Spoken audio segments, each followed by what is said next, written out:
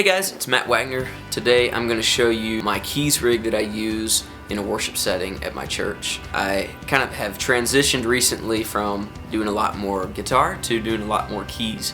That's been the need that I've been able to fill. So in that, it's been a new learning experience for me and a challenge as well as I am kind of learning the world of keys. But today, hopefully I can share some knowledge, share some wisdom based on what I've been able to figure out and what I've been able to set up for my keys rig. Today is just going to be kind of a rig run through, showing you some of the sounds that I get, showing you the equipment that I use, as well as showing you how I use those sounds in a worship setting. There'll be more videos to come, like looking at specifics of different sound molding, specifics of gear, as well as some song tutorials, as well as some program tutorials for Mainstage and for Ableton. Everything that I do is MIDI based, which means I don't actually pull the sound from my keyboard. I actually use my keyboard as a MIDI controller, and I run all of my sound via software. In this case, today I'm going to show you my main rig, which is run through Ableton Live. Most of the stuff that's on there is free plugins and free software that you can use. Ableton does cost some money, but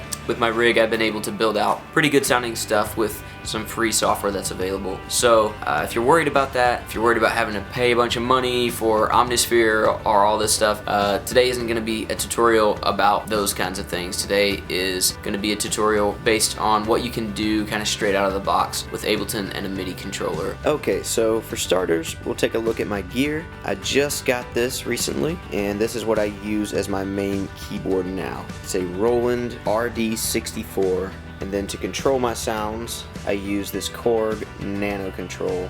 I just map everything to, each of those sliders, and I run my sounds that way. You can see there's piano, Rhodes, pad, synth, organ, reverb, delay, and such. So like I said, everything I do is MIDI based. So this Roland, there's no actual sound that comes out of this rolling. It does have sounds built in, but it only has, I think, 12 or so sounds.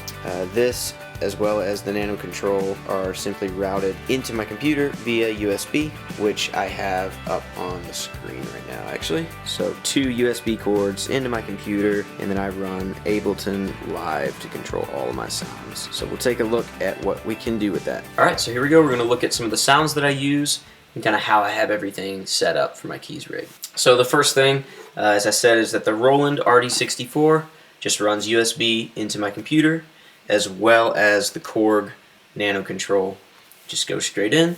So as long as you have 2 USB ports, you can pretty much hook up any MIDI controllers that you want and be able to control everything. Some MIDI controllers can do everything, where they'll control the playing, as well as they'll have sliders and buttons and stuff built in. I opted for a keyboard that feels really good, that has less MIDI options, and then just purchasing another controller to run my sounds. These Nano controls only go for about 50 bucks. They're pretty cheap. And then the RD64, you can get those new for around 800 or 900, but anything will work. I used a Akai MPK 61 quite a while, but ended up switching over because the Roland just feels great. So on the Roland I have fully weighted keys, hammer action, and Roland has actually what they call the supernatural piano, which has to do with the way the keys feel. They actually kind of feel like as if a hammer was clicking as it was going in and hitting the string. So it feels great. That's why I ended up landing on the Roland. That, and this thing is really, really light. It's less than 20 pounds, and it's got fully weighted keys, which is one of the few keyboards out there that is so portable that has fully weighted keys. It's only 64 keys. I don't ever use the super low and the super high octaves, so I don't need a full 88, and I got sick of lugging my full 88 around because it was super heavy. This is great. It's easy for gigging, to take back and forth to and from church. So that's what I use. I'll run through some of the sounds that I have now. These are my grand piano sounds. So start with my basic piano. I have this slider mapped to the master, and this is my slider mapped for my piano sound. As you can see, this slider on the MIDI controller actually controls 2 channels in Ableton. That's because my piano sound is made up of 2 pianos that I blend together for the best sound. So the first one is just a basic grand piano that was available over here in the Ableton presets. And the other one is called a simplest piano, and if you listen to the simplest soloed,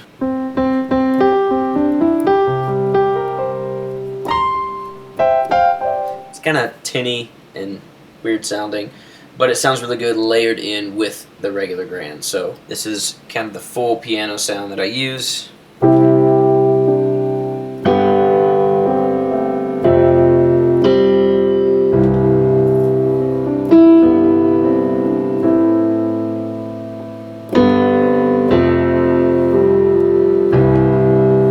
So just a really nice, warm sounding piano. Sometimes to make it sound bigger, I'll add in some reverb or some delay, but we'll get to that when I cover it at the end of the video in my effects section. My basic piano sound is that. The next sound that I have is the Rhodes. Alright, so here is my Rhodes sound, and in Ableton it's called the MK13 Mellow Piano. I didn't change any settings on it. You know what? I brought the input down just a hair to get rid of some of that. Sometimes with the Rhodes, when you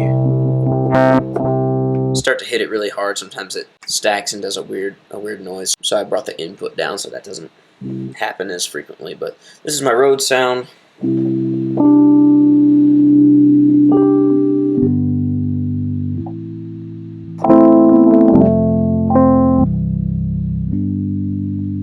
So, you know, pretty basic Rhodes sound. I'll use that usually in conjunction with like a warm pad for quieter parts where I don't really want to stand out, but I still want to be able to fill the room with kind of some low mids. Typically, I always layer my piano with Rhodes. So this is my basic piano sound, but usually when I'm running that, I will put in the Rhodes about 65%.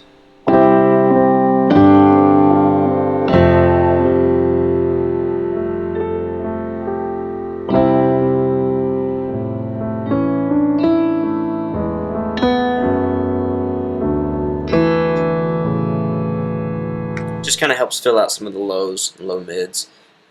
Sounds really nice. Plus, it's really easy to go to a quiet part instead of having to switch, you know, really fast. If I've got that there, the Rhodes isn't super noticeable in there, so I can just pop the piano out. I'm already at my Rhodes. The next sound that I have, actually we'll go to 4 and then we'll come back to 3. 4 is kind of my, I call it low pad on here. But it's my kind of basic warm analog pad that I use. In Ableton it's called the muted one, soft shimmer pad, and it's just a basic one that you can find. It's an operator sound in Ableton. I made some minor adjustments, brought down some harshness, did a slight little bit of EQing, but this is what it sounds like.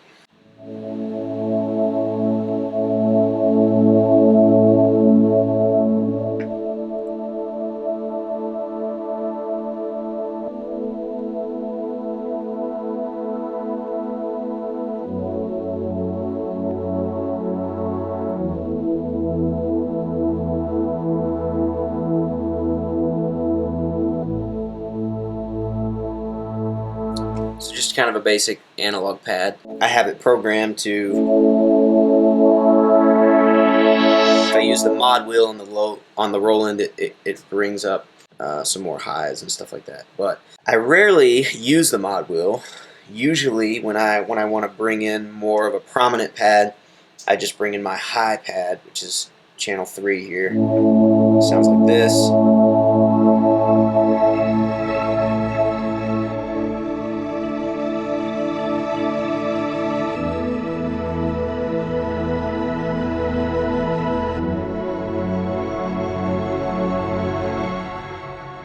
I really like it. The high pad it's actually a plugin called Alchemy.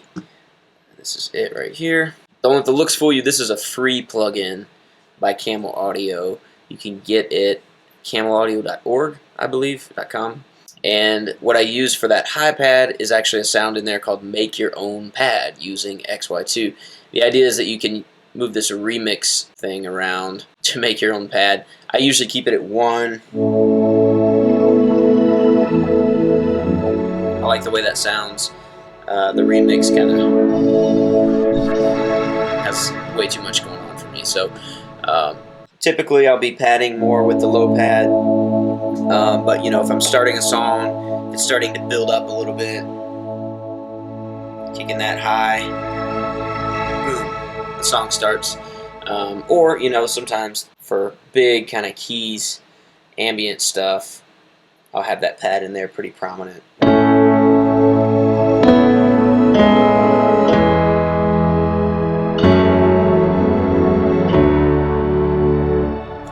Almost kind of has a strings effect without being super corny or stringy sounding. The last sound that I have kind of in my synth section here, I have it labeled synth on here, and it's really, really synthy, super kind of trance stuff.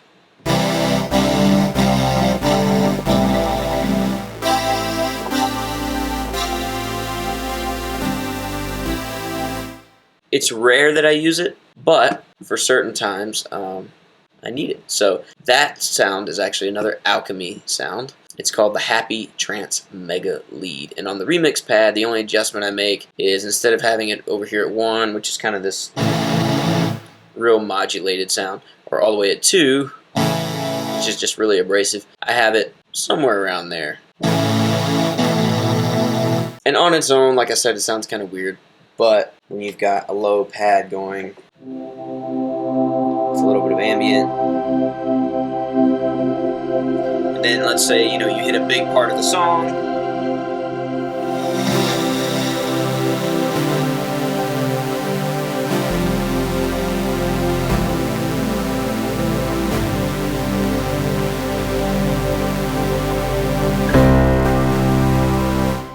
I would take it out there, but you can get the idea. This is Amazing Grace, works great for that song. Certain songs where you kind of come in with a big washed chorus, I'll blend that in slightly. So the last sound that I have is my organ sounds. You can see on Ableton they're labeled, you know, organ, organ 2, organ 3, kind of color coded to this brown color.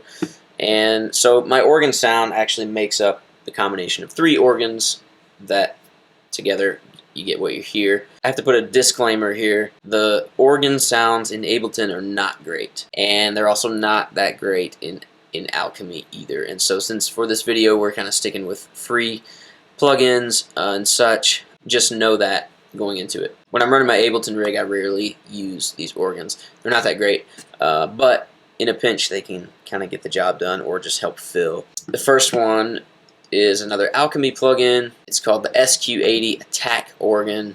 I have the remix pad on 2 for it. It's just kind of a basic setting. The second one is another Alchemy plugin, and it's the VA Church Organ with the remix pad on 7. And the last one is called Organ 3 Stereo. It's an operator sound built into Ableton. So with that,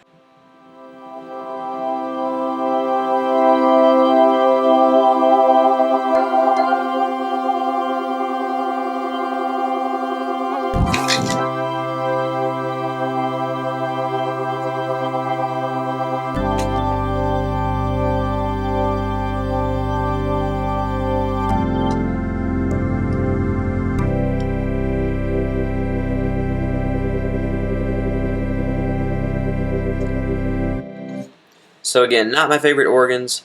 If you subscribe and like the channel, later on I'll be doing a tutorial about MainStage, which uses the same organs as Logic. And MainStage is only a $30 program, has some killer organs in it. So if you're really wanting to do organ-based stuff, I suggest using MainStage if you're on a budget, or if you're going to use Ableton, buy some organs. These, like I said, these can do the job in a pinch, but they're not ideal. Alright, and the last thing I want to talk about is how I utilize my effects section. So I have reverb and delay. In Ableton, we'll look at the delay first.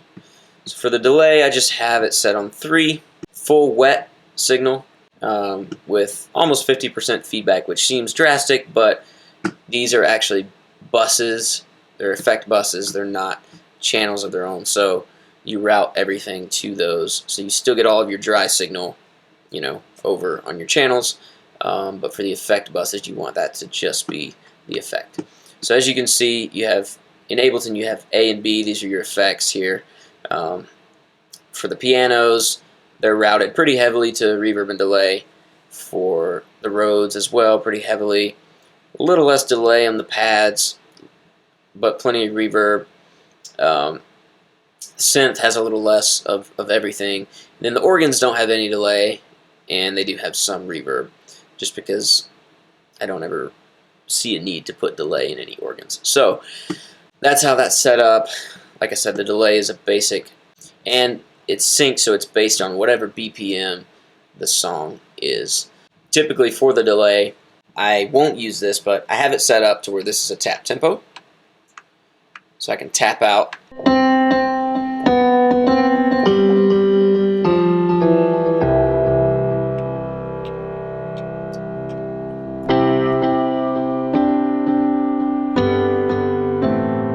So anyway, those are my delay sounds. I usually don't use delay by itself. I usually have that with some reverb just to help fill the room. So here's my reverb. The way I have it set up is it's just a basic reverb from Ableton. There's a high cut in there, pre-delay at 3.42. The decay time I bring up quite a bit, 17.7 seconds. And there's a modulated sound by turning on the chorus function. This is your X and Y, and so you bring it down here, and it's just a slight modulation for it. Quality, I don't know why that's on echo. That should be on high, because you want high quality reverb. And then obviously full wet. So what that sounds like, I'll give it to you kind of on the piano sound. So that's the dry piano. I'm going to bleed in the reverb.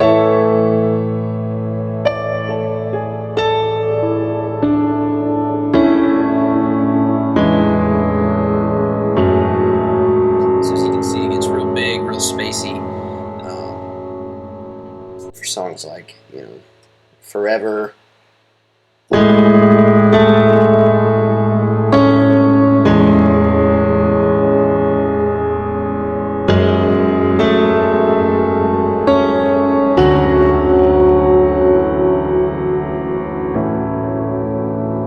Gives you that big, huge effect, even more so in the highs.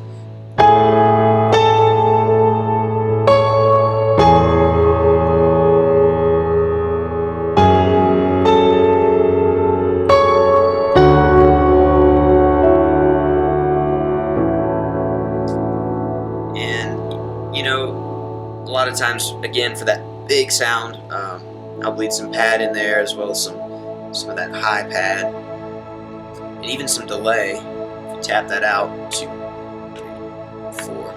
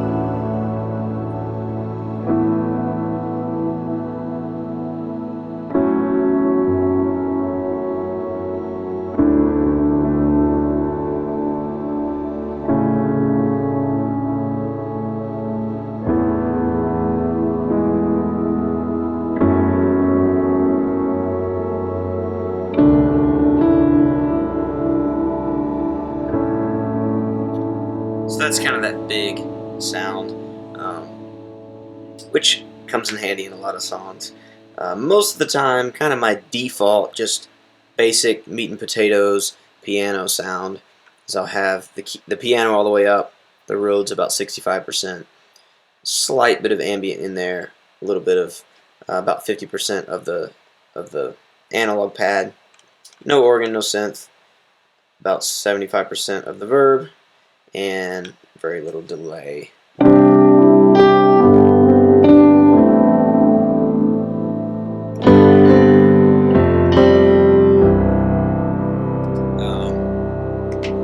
know, songs like Lord, I Need You, you know, maybe I'll start with just the Rhodes. Lord, I come, I confess, bowing here, I find my rest. Just kind of Rhodes and pad, and then when verse 2 kicks in, where sin runs deep.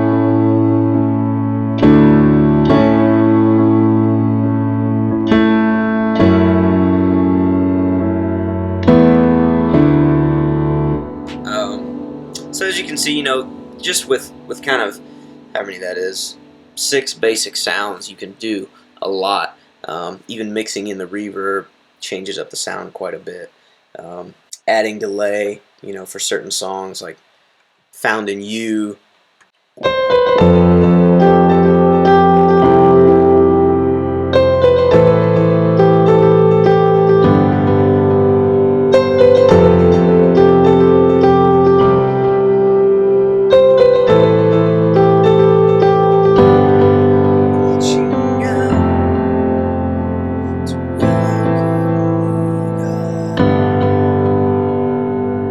So, the delay, definitely you don't want to use it on every song, but for certain songs it needs that. Like I said, everything is routed to the master volume. These buttons here, 1, 2, 3, through 8, those actually control my songs in Ableton. So typically, instead of tapping out the BPM for everything, I'll write it over here in like a song list as if I were running tracks, and I'll program the first song to 1, the second song to 2. You just MIDI map it. That was my set from last week, so it's already mapped. But MIDI map it, and when I go through the set list, I'll just hit the next song.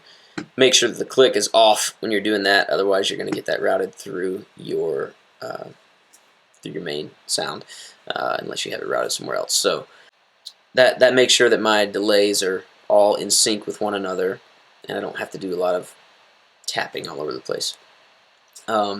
Now, typically for my keys rig, if I'm just playing keys, I'll run just out of the headphone jack on my computer, and then I'll run into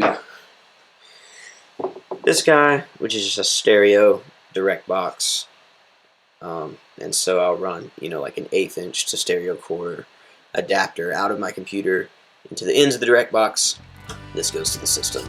Thanks for watching, guys. Make sure to like and subscribe to my channel, and let me know in the comments section if there's anything else that you would like to see, whether it's more specific stuff about sound molding, about Ableton, more specific stuff about my rig, or any specific songs that you'd like to see tutorials on. Let me know, and I will try to do a video for you.